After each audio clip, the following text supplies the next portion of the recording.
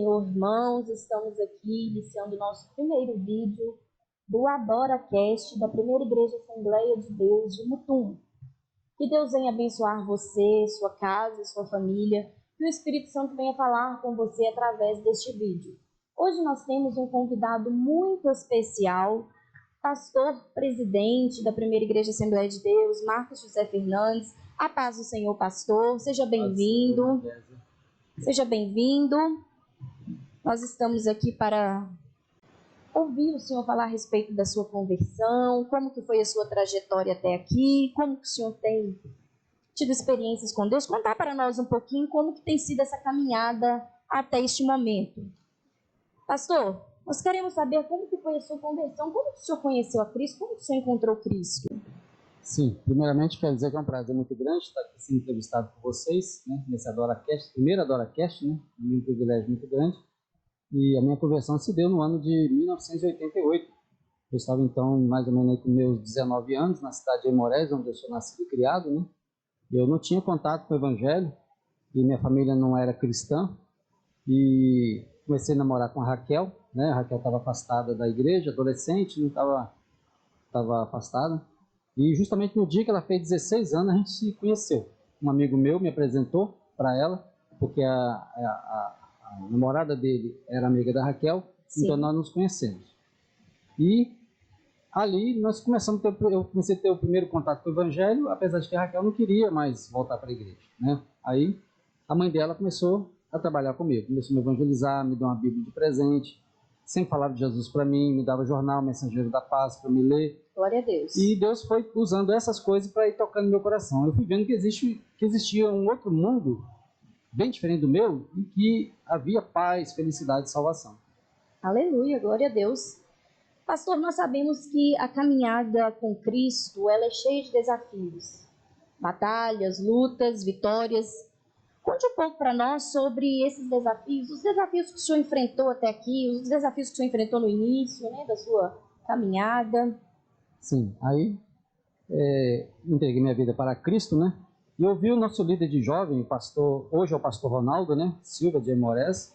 Ele era o nosso líder de jovem, e nas pregações dele, ele contava, né, das lutas que ele havia passado por escolher a seguir a Cristo, né? A família dele, né, o perseguiu, né? Houve assim uma certa retaliação da família dele contra a fé que ele tinha abraçado.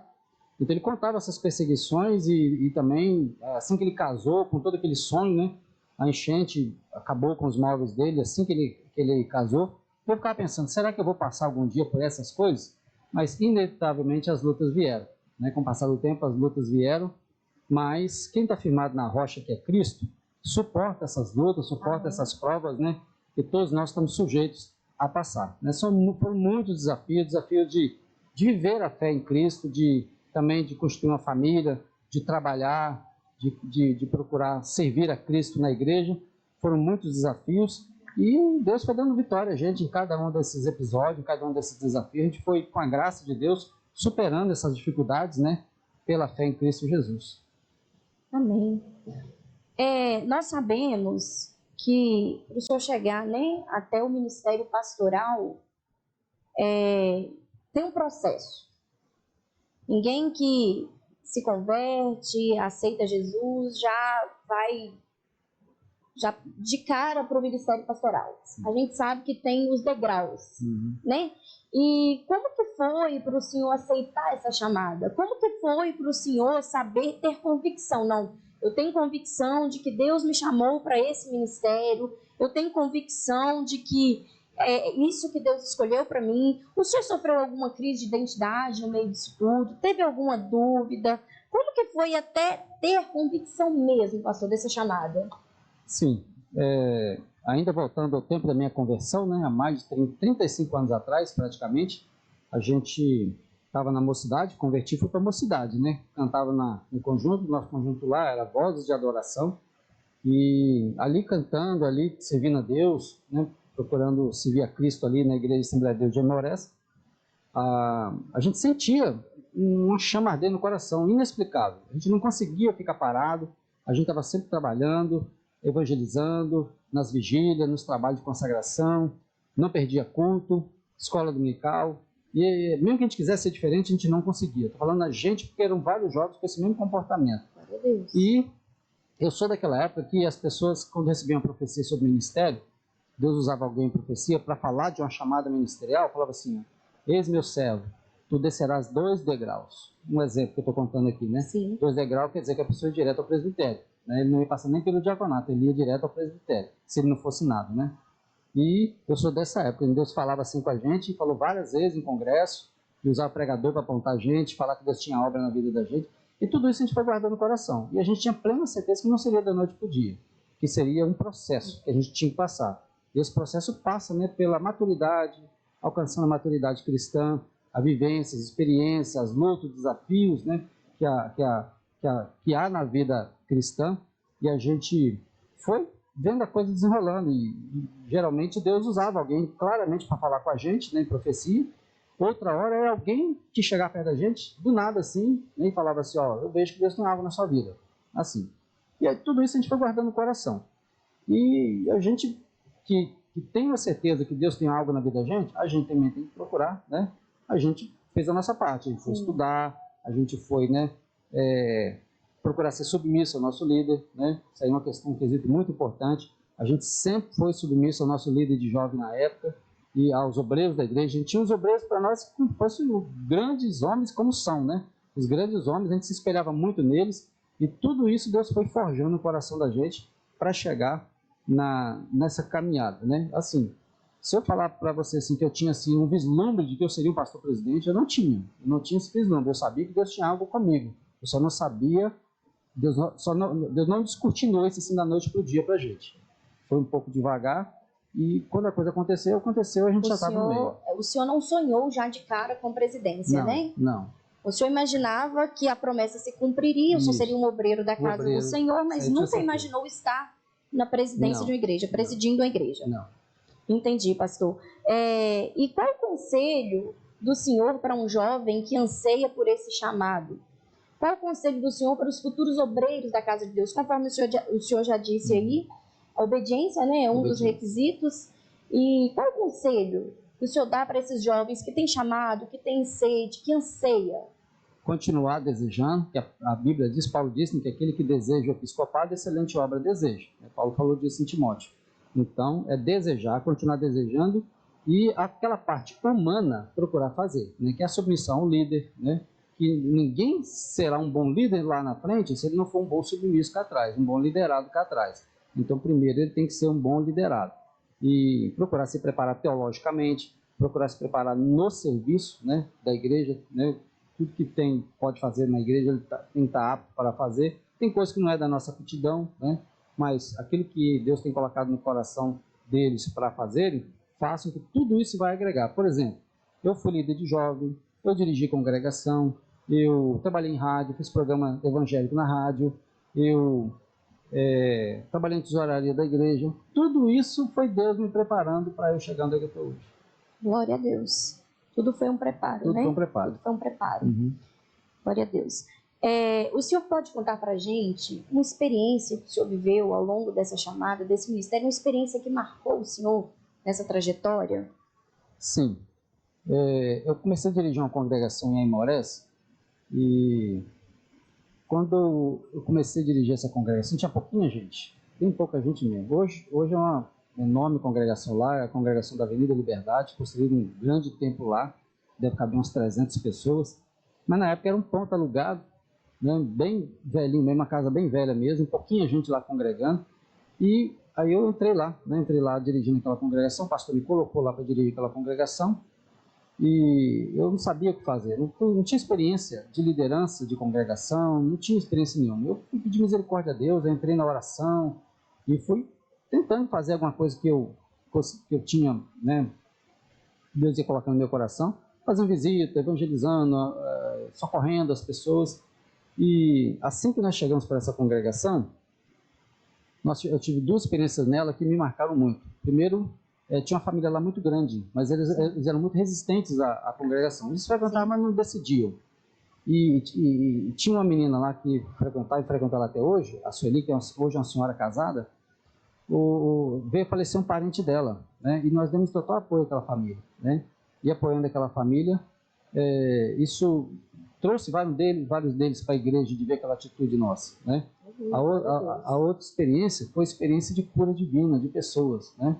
A gente fazendo um trabalho com a pessoa enferma e Deus, né, deu a vitória à pessoa, curou, e isso tudo redundou em glória para o nome de Deus, mas também aí a congregação foi ganhando notoriedade, né? E a coisa começou a crescer, né?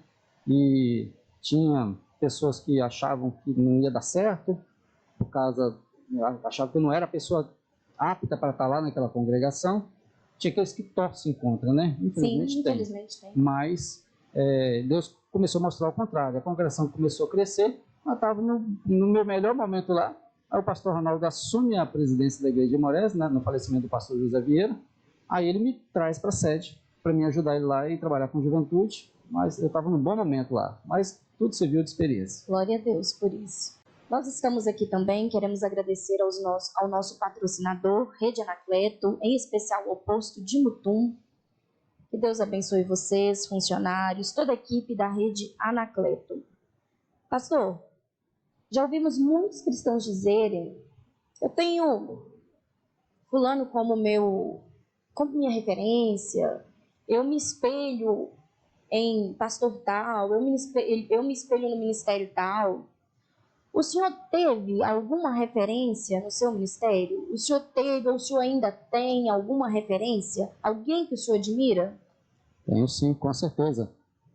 Deus colocou muitas pessoas boas na minha vida que me ajudaram demais da conta na minha caminhada. Hoje eu estou fazendo o meu processo, estou investindo nas pessoas, estou ajudando pessoas na caminhada, no preparo bíblico, teológico, no conselho, porque fizeram isso comigo muito. Agora a pessoa que mais marcou meu ministério, lógico, é o pastor José Luciano Sobrinho, né?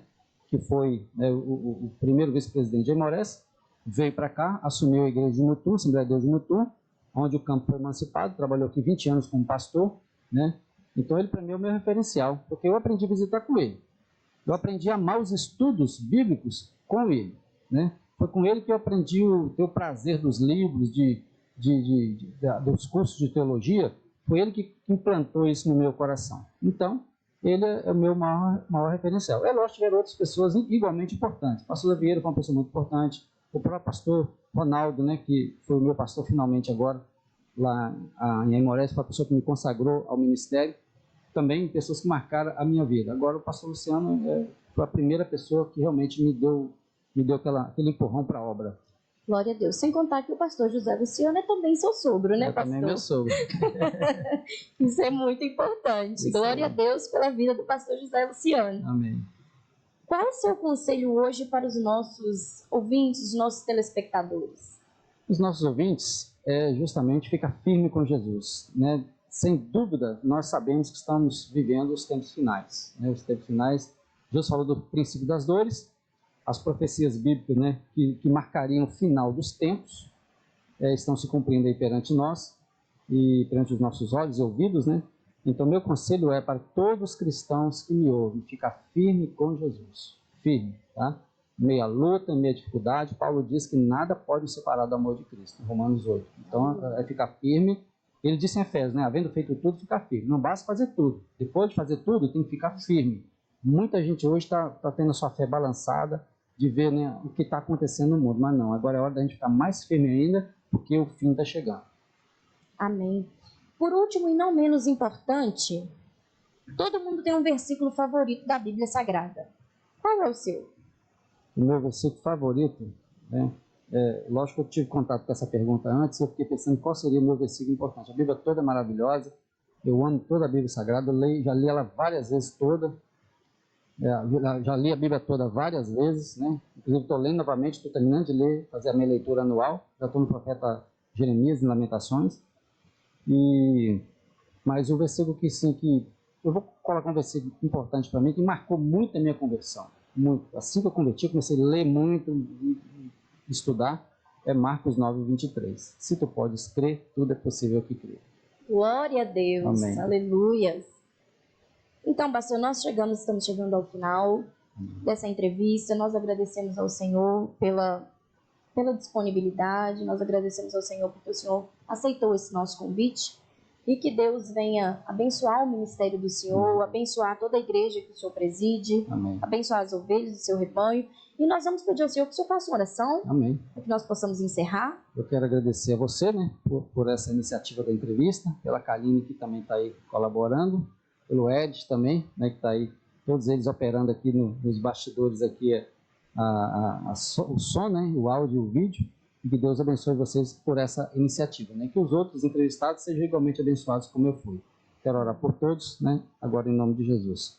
Pai, te agradeço por essa oportunidade de estar aqui sendo entrevistado, se contando um pouquinho daquilo que o Senhor fez na minha vida ao longo de todos esses anos, quantas bênçãos, mas também quantos desafios nós enfrentamos, e o Senhor em tudo nos deu vitória. E chegamos até aqui, estamos aqui pastoreando o Senhor Assembleia de Deus de Mutum, temos pessoas abençoadíssimas aqui do nosso lado, uma equipe abençoada, tanto de homens quanto de mulheres e jovens. Peço que abençoe a cada um, que todos nós sejamos fortificados na graça e no conhecimento de Cristo Jesus. É o que eu te peço e te agradeço, em nome de Jesus. Amém. A paz do Senhor, meus irmãos. Ficamos agradecidos com a participação de vocês. Esperamos vocês no próximo vídeo, no nosso próximo AdoraCast. Aos nossos patrocinadores, um grande abraço. A paz do Senhor Jesus.